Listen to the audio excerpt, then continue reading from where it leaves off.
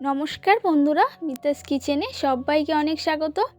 তো সামনেই কিন্তু আমাদের দুর্গা পূজা। তো দুর্গা পূজায় পারফেক্ট একটা বিরিয়ানির কম্বিনেশন রেসিপি আজকে আপনাদের সাথে শেয়ার করব, চিকেন চাপ রেসিপি।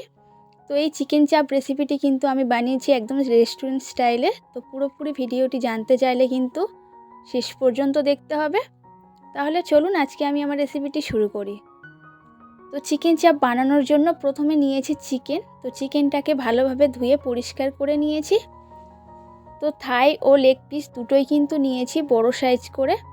তো বড় সাইজ করে নেওয়ার পরে একটা ছুরি দিয়ে ঠিক এরকম পাতলা পাতলা করে চিড়ে নিতে হবে, যাতে মশলাটা ভালোভাবে ঢুকে যায়। তো এরকম চিকেন আমি দুটো নিয়ে নিয়েছি। এবার মশলাটা আমি তৈরি করে নেব।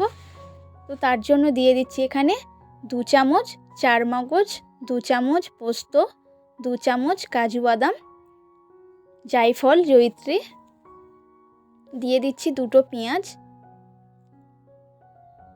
2 ইঞ্চি আদা, কিছুটা পরিমাণ রসুন নিয়েছি, 8 থেকে 10 কোয়া, 3টে কাঁচা লঙ্কা, টক দই দিয়ে দিলাম 2 চামচ পরিমাণ, 2 টেবিল চামচ। তো নেওয়ার পরে ওটা সব কটাকে একটা পেস্ট বানিয়ে নিয়েছি। নেওয়ার পরেই কিন্তু চিকেনের মধ্যে দিয়ে দিচ্ছি, পুরো পেস্টটাই দিয়ে দিলাম। উপর থেকে দিয়ে দিচ্ছি লঙ্কার গুঁড়ো 1 চামচ পরিমাণ, গোলমরিচের গুঁড়ো 1/2 চামচ, জিরে গুঁড়ো 1/2 চামচ, ধনে গুঁড়ো 1/2 চামচ, স্বাদ অনুসারে লবণ। আবারও কিন্তু 1 টেবিল চামচ মতো টক দই আমি দিয়ে দিচ্ছি। আর দিয়ে দিলাম 1 টেবিল চামচ সাদা তেল। গরম মশলা দিলাম 1/2 চামচ পরিমাণ, দিয়ে কিন্তু ভালো করে মাংসটাকে ম্যারিনেশন করে নিতে হবে। এই চিকেন চাপ বানাতে গেলে কিন্তু ম্যারিনেশনটা খুবই ভালোভাবে করতে হয়।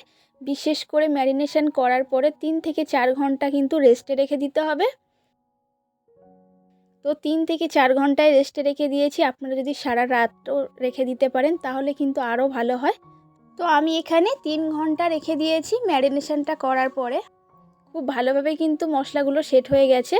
এবার এখানে দিয়েছি 1 টেবিল চামচ মতো ঘি, 1 টেবিল চামচ সাদা তেল। দেওয়ার পরেই কিন্তু চিকেনটা ভাজার জন্য দিয়েছি।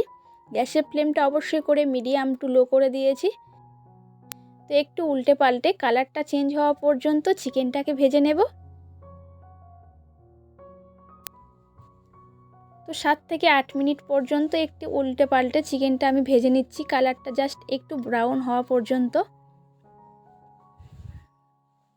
তো কালারটাই অনেকটাই চেঞ্জ হয়ে গেছে। এবার যে মশলাটা আমি ম্যারিনেশন করার পরে এক্সট্রা ছিল সেই মশলাটাও কিন্তু দিয়ে দিলাম। এক্সট্রা কোনো জল ব্যবহার করা হয়নি এখানে, যে মশলাটাই এক্সট্রা ছিল সেটাই দিয়েছি। দেওয়ার পরে ঢাকা দিয়ে দিয়েছি 5 মিনিট মতো।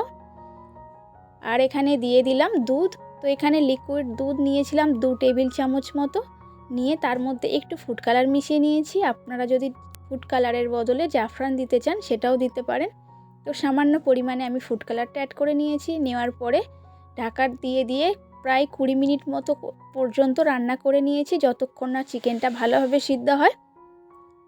তো চিকেন কিন্তু খুব ভালোভাবে সিদ্ধ হয়ে গেছে। এবার নামানোর ঠিক একটু আগে গোলাপ জল এবং একটু কেওড়া জল দিয়ে 5 মিনিটের জন্য রেস্টে রেখে দিতে হবে। দেওয়ার পরে কিন্তু আপনারা পরিবেশন করতে পারেন। তো সামনে দুর্গা পূজাতে বিরিয়ানি হোক বা ফ্রাইড রাইস, আপনারা যে কোনো রেসিপির সঙ্গে কিন্তু এইরকম চিকেন চাপ বানিয়ে খেতে পারেন। খেতে ভীষণই ভালো হয়। আপনারা অবশ্যই করে বাড়িতে ট্রাই করে দেখতে পারেন। আর আমাকে কমেন্ট করতে ভুলবেন না যে রেসিপিটি আপনাদের কেমন লেগেছে। তাহলে আজকে চিকেন চাপ রেসিপিটি আমার এই পর্যন্ত। আশা করছি আপনাদের ভালো লেগেছে। আর যদি এই রেসিপিটি আপনাদের ভালো লাগে অবশ্যই করে একটি লাইক করে চ্যানেলটিকে সাবস্ক্রাইব করে নিতে ভুলবেন না। তাহলে দেখা হচ্ছে পরে আরও একটা ভিডিওর সঙ্গে।